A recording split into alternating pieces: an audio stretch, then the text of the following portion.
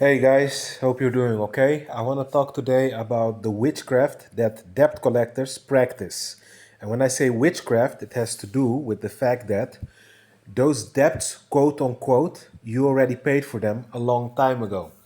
And the government has so much money, they do not need your, let's say you have $1,000 dollar debt, they don't need your $1,000 because they print money. They have the money already. It's just symbolical. Everything is illusion around here. Remember, it's just to actually the punishment, quote unquote, that comes that they come harassing and knocking at your door, has to do with trying to psychologically keep you in fear, to make you think that you have to pay for your existence, guys. Because trust me, if they're really dependent on that, you would be snatched up and locked up a long time ago.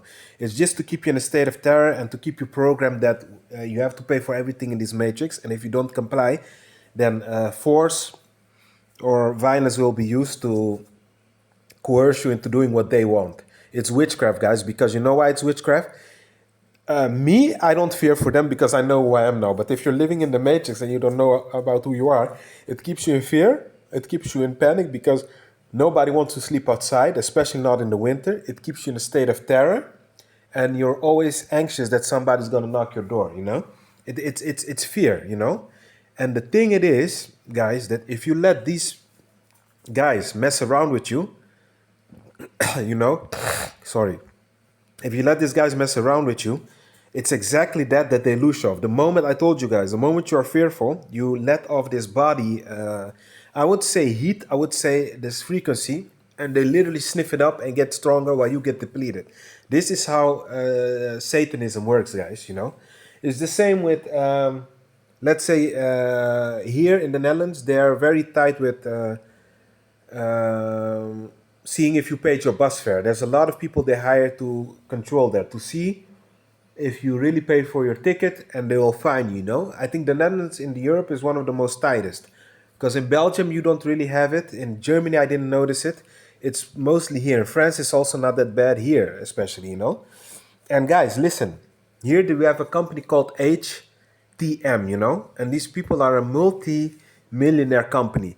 You mean to say that if you don't pay here's €4.50 for 2 hours ticket, you mean to say that if you don't pay that, that this place will go bankrupt?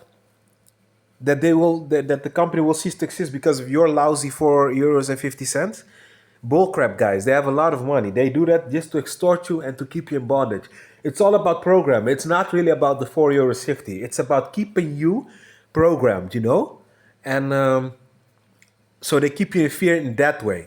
It has nothing to do with them losing money and you're robbing from them because they're a multi-millionaire company. As if you're that important that if you don't pay one ticket, that they will lose the whole company and become bankrupt. That's BS, guys.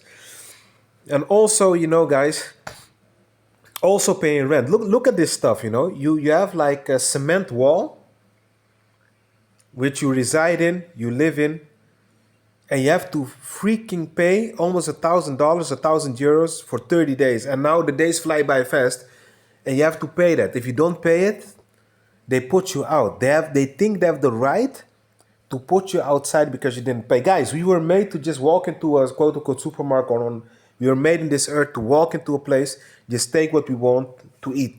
Now you have to pay for your basic needs, guys. And somebody came with a BS. I think it was a Jehovah Witness who told me this BS.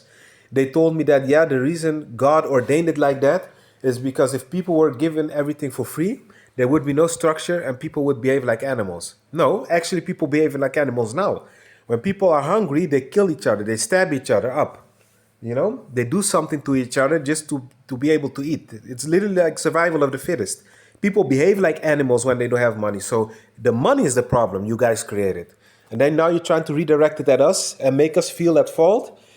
That when we steal out of desperation to eat or to do something, you even get jailed for that. Look at the nerve on these people, man.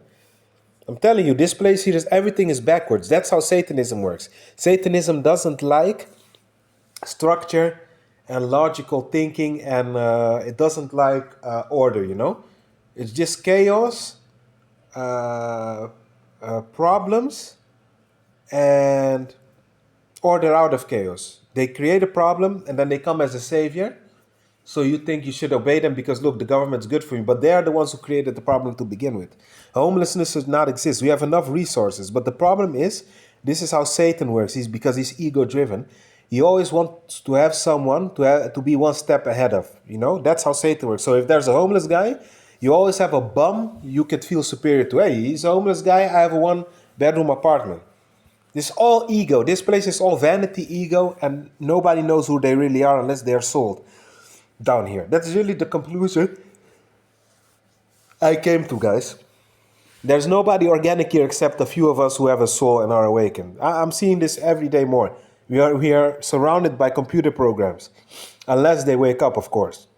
Until that time, they're